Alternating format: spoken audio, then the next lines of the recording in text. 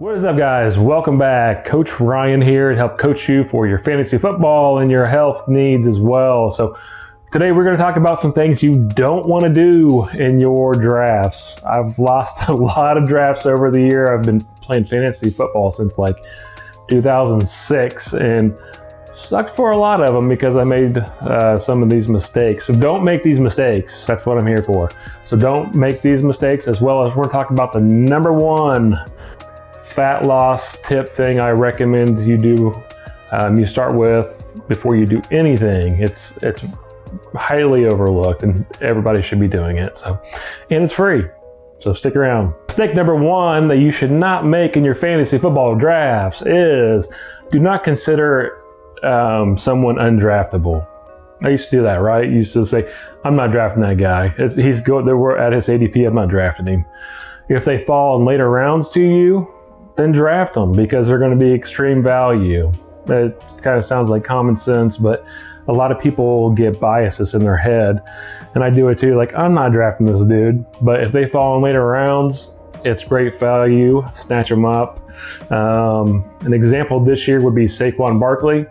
I think he was going ADP like number 5 and running backs. So just top 5 pick overall. He's been falling out more and more through the drafts.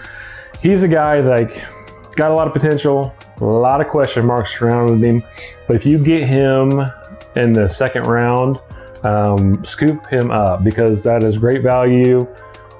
I would say I'd consider him undraftable in the first round, but you can scoop him up in the second round and get that dude on your roster.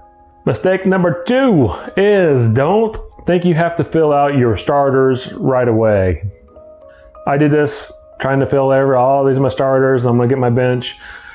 Get the value. So if you miss out on one of the stud tight ends early, just wait till the end of the draft or just stream them throughout the season. That's a position that can be streamed because it's kind of a dumpster fire most of the time. So don't fill out your roster right away. Snag all the value you can. Positions like defense and tight end and even quarterbacks to an extent can be drafted later in the draft, and you can stream those positions. So if there's value there at the running back or wide receiver, grab those guys first, even if you have to put them on your bench and your starting roster is not set. Tip number 3 is don't be reaching. Don't reach. So pretty much don't get too cute, okay? I used to want to always be the guy to outthink everybody and have the best pick in the room that nobody else was on. Don't do that. So with the first, 3 to 4 rounds, maybe even up to 5, most of those ADPs are pretty solid. So if you want to get a little risky and start experimenting with people, don't grab them around early because they're probably going to be there later. Sounds like common sense again, but stick to your guns. Go with those solid, sharp picks for those first 4 rounds. They're pretty consistent. After that, the mid to late rounds, that's when you start taking your dart throws and start gambling on those guys because you don't want to lose your fantasy drafts in the first. You can lose your fantasy draft in the first few rounds if you make some bad picks. So nail down those guys, get your base points and your base floor with your good players, and then from there just start making your dart throws. All right, we're going to pivot into my health coaching advice. So the number one thing you should do for weight loss, and everybody should do, and it's free and highly overlooked, is walking.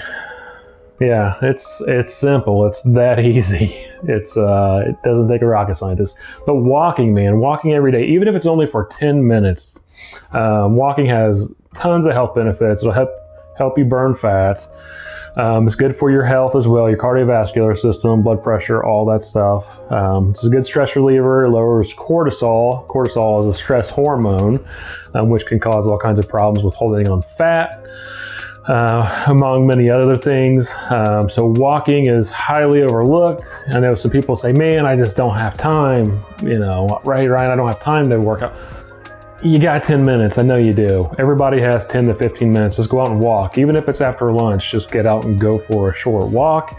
Do it every day, regardless if it's hot. Don't be a baby. Get out there and go do it. So even just 10 minutes a day, 15 minutes a day makes a huge benefit in your health, and it helps you burn calories and lose weight. So you will those guys out there will graduate into a smaller man boob bra size. So that is the whole goal, is for us guys, you want to get rid of the fat around your chest and around your stomach and your waist. So as I've gotten a little bit older, I like walking. I love it. I mean, it's something I do. It's something I do more than any other type of exercise. So especially if I don't feel like I can get in and go work out or go ride my bike, it's just something real easy to go do it with the family. If you want to watch your favorite show, you won't miss it. Just take it with you. Listen to a podcast, listen to music. But walking, highly overlooked. That's my number one recommendation for losing your dead bods.